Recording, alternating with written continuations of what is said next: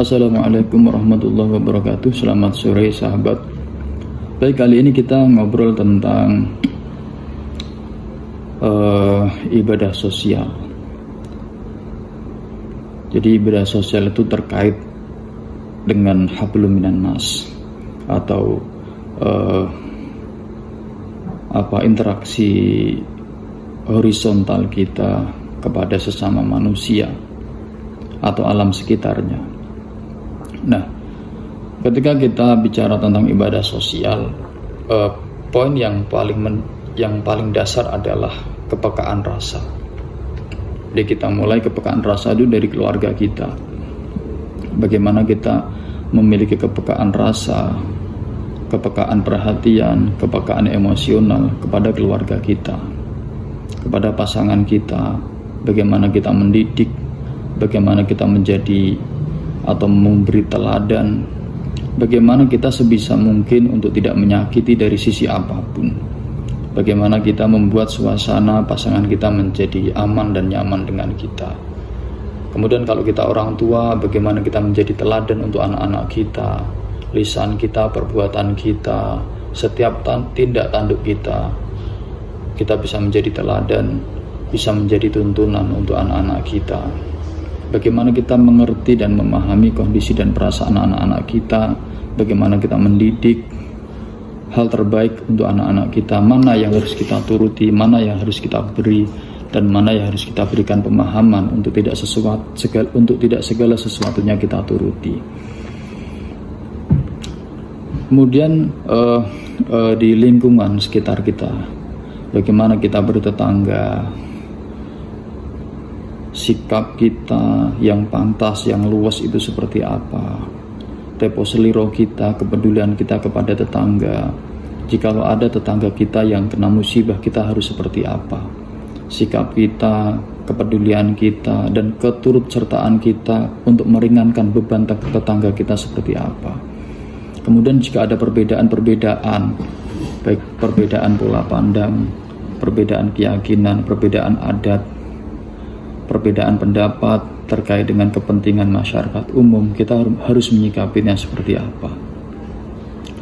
Nah, kebersamaan yang harus kita pupuk, yang harus kita kelola dan kita jaga itu dengan sikap yang seperti apa. Jadi semua terkait dengan ibadah sosial itu kembalinya pada muaranya kepada kepekaan rasa kita. Ketika ada gotong royong di dalam lingkungan masyarakat kita, nah kita sudah seyogyanya kita harus turut serta membantu, turut serta terjun, ya baik pikiran maupun tenaga. Kemudian ketika ada tetangga yang sedang ada hajat, nah itu bagaimana kita terlibat di dalamnya untuk meringankan pekerjaannya. Kemudian lebih dalam lagi, seperti apa kita terlibat atau turut serta dalam membangun kebudayaan, membangun kebersamaan, membangun kepentingan-kepentingan sosial, ya kan? Ketika ada melibatkan kepedulian kita, melibatkan tenaga kita, melibatkan waktu kita untuk kepentingan masyarakat, untuk kepentingan umum. Jadi jangan sampai kemudian hidup kita curahkan mati-matian hanya untuk mencari keuntungan pribadi atau keuntungan kelompok. Kita harus menyisihkan hidup kita untuk membantu. Kita harus menyisihkan hidup kita untuk berbuat baik. Jadi di dalam ibadah sosial itu prinsipnya adalah selain kepekaan rasa adalah tiada hari tanpa berbuat baik, apapun itu. Karena berbuat baik, apa saja perbuatan baik kita, sekalipun kita hanya memberi senyuman, sekalipun kita hanya memberi sapaan kepada orang yang kita kenal, kepada tetangga kita, ketika kita saling bertemu muka, itu adalah nilai ibadah. Niat saja untuk mewujudkan sebuah keharmonisan keluarga, untuk mewujudkan kedamaian dalam kehidupan bermasyarakat. Kita niatkan saja, kita niat untuk bertasamuh, untuk saling bertoleransi, agar tidak menyinggung atau menyakiti satu sama lain. Itu saja sudah merupakan bagian dari energi ibadah sosial. Kita membangun masyarakat kita. Misal kita menjadi dari masyarakat terkecil, misalnya di lingkungan kita ada tempat peribadatan berupa musola misalnya. Di sana ada panitia pemungutan atau panitia penghimpunan zakat atau amil zakat. Kita ikut terjun di dalamnya, menjadi salah satu bagian yang ikut andil baik tenaga maupun pikiran untuk terlibat di dalam amil zakat. Itu Masya Allah luar biasa.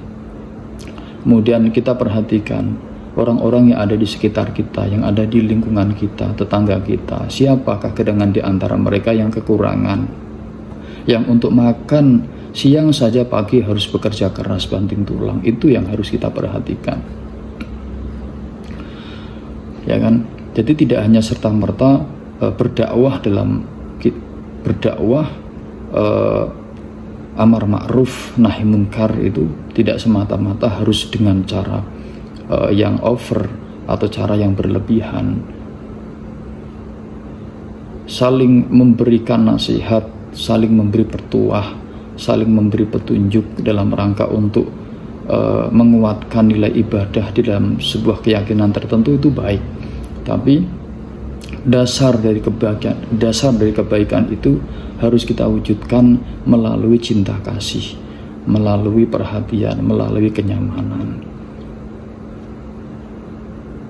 Ada anak yatim misalnya di lingkungan kita, bagaimana kita menciptakan, bagaimana kemudian kita memperhatikan anak yatim itu agar penghidupannya layak, agar bisa sama dengan teman-teman sebayanya.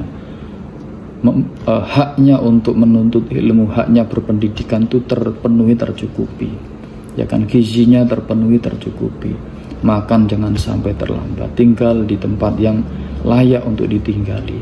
Nah itu kita perhatikan, kita ikut berpikir, kita ikut andil tuh, Masya Allah luar biasa. Itulah nilai ibadah sosial.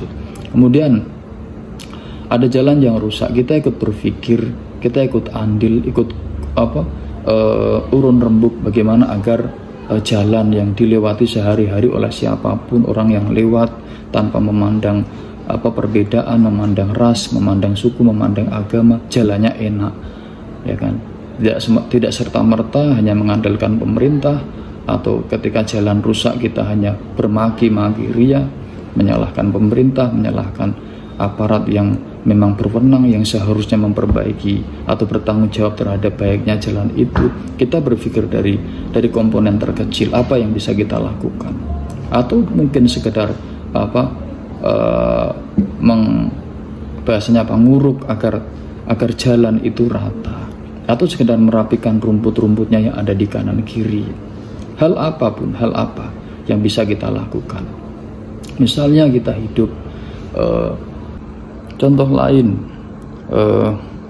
ketika kita waktunya luang, misalnya hari itu kita tidak ada pekerjaan atau kesibukan, kita mau bersih-bersih lingkungan, bersih-bersih teras, kemudian ada pohon tetangga, daun-daun dari pohon tetangga itu jatuh, ada di pinggiran-pinggiran jalan. Meskipun itu bukan jalan kita, bukan tanah kita, bukan bagian dari teras atau rumah kita, tidak ada salahnya kita untuk beringan tangan, ya, untuk sekedar membersihkan sampahnya, sekedar menghimpun sampahnya, kemudian kita membuang ke tempat sampah atau dibakar.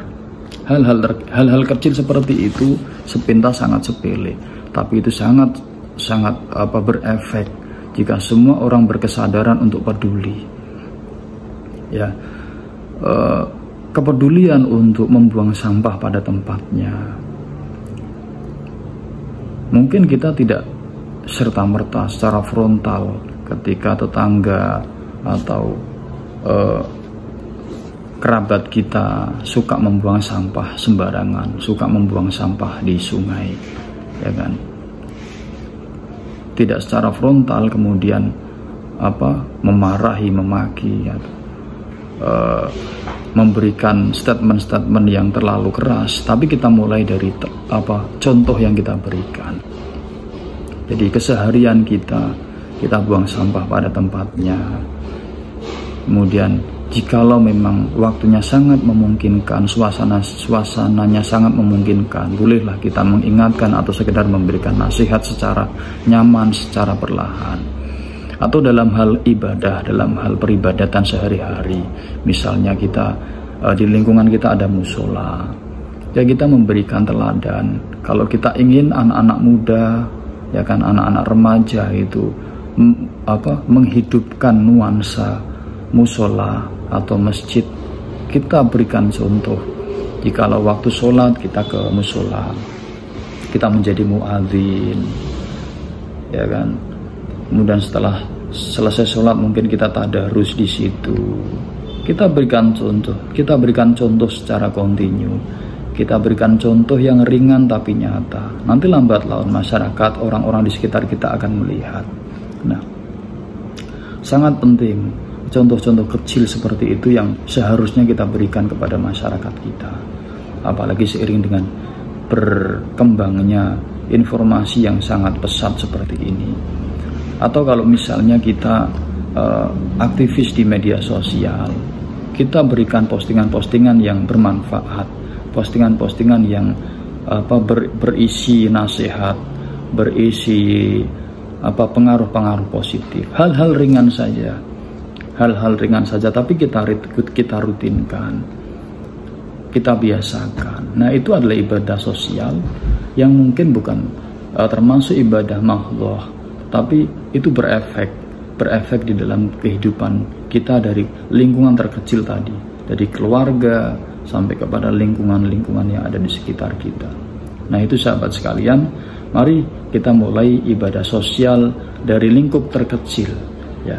Kita intro ke dalam diri kita, apa yang kita bisa lakukan untuk masyarakat kita, untuk keluarga kita, dari hal terkecil, membuang sampah pada tempatnya, tersenyum ketika bertatap muka dengan tetangga, saling sapa dengan orang yang kita kenal, ketemu di luar orangnya, kita lihat duluan, kita yang menyapa, atau sama-sama lihat lawan tatap mata kita mungkin enggan untuk menyapa kita karena canggung, kita duluan yang menyapa, ya kan? Tidak ada salahnya kita misalnya jadi seorang guru, karena mungkin siswa malu, siswa enggan, siswa ragu, atau bahkan siswa segan dengan kita duluan yang menepuk pundaknya, kita duluan yang menyapa ketika ketemu di luar. Hal-hal kecil seperti itu, ya kan? Kemudian misalnya ketemu dengan pengemis, ketemu dengan pengamen, ada receh kita kasih, ya, tanpa kita berpikir untuk apa uangnya, tanpa kita berpikir apakah dia benar-benar tidak punya atau hanya sekedar sebagai profesi saja dia tumpuk uangnya. Tidak usah berpikir seperti itu. Jadi hal-hal kecil, hal-hal yang paling ringan sekalipun, ya kan. Misalnya kita turun dari musola, mungkin ada satu sendal yang terpencar jauh, entah ketendang, entah terbawa oleh semparan kaki siapa. Kita lihat sendal itu, yang satu berada di bibir tangga musola, yang satu mungkin berada jauh, jarak 5 atau 10 meter. Nggak ada salahnya, ya kan. Sambil kita pulang dari musola, kita ambil, kita pungut, kita dekatkan lagi ke satu pasangannya yang berada di bibir tangga musola.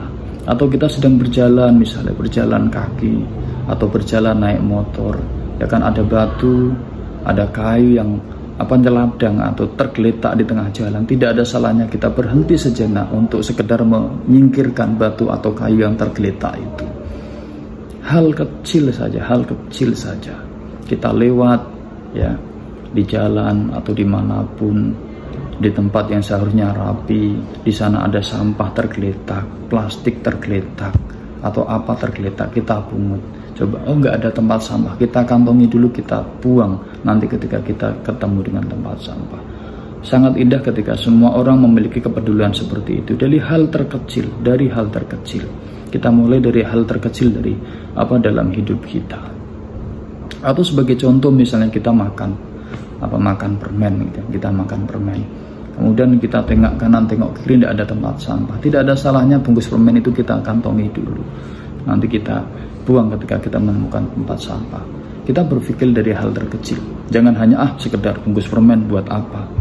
Kalau semua orang berpikir seperti itu, bayangkan kalau di dalam masyarakat kita ada 1000 orang yang makan permen, kemudian dia berpikir cuma sekedar bungkus permen, buang sembarangan tidak apa-apa. Tapi coba kalau ada 1000 orang dalam sehari yang membuang bungkus permen sembarangan, maka itu akan menjadi sampah. Ya, kita mulai dari diri kita untuk berdisiplin diri, untuk rapi, untuk rajin, untuk saling peduli dalam hal terkecil. Maka kebiasaan itulah kemudian yang akan membangun masyarakat kita untuk saling peduli secara sosial. Maka kehidupan jiwa kita, kedewasaan masyarakat kita akan menjadi mapan. Baik sahabat sekalian, itu dulu saya kira. Sebenarnya saya mau ngomong sedikit aja 5 menit, tapi ternyata ini lebih dari 5 menit, mungkin lebih dari 10 menit. Terima kasih, semoga bermanfaat. Assalamualaikum warahmatullahi wabarakatuh.